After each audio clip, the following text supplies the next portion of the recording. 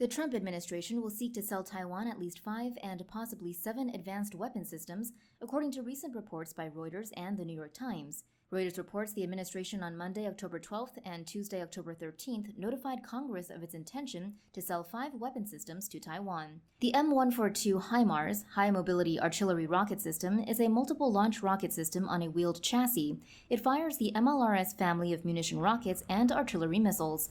The HIMARS can hit targets up to 300 kilometers or 190 miles away and would greatly expand the range of Taiwan's artillery.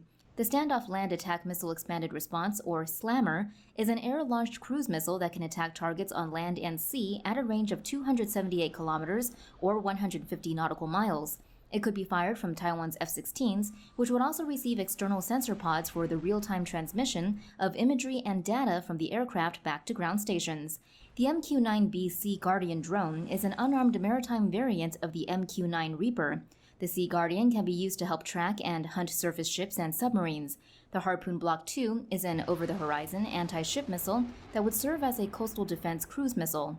Though not included in the reported deal, Taiwan has also been seeking to buy the M109A6 Paladin, a self-propelled 155mm howitzer. The Trump administration reportedly also wants to sell sea mines to Taiwan.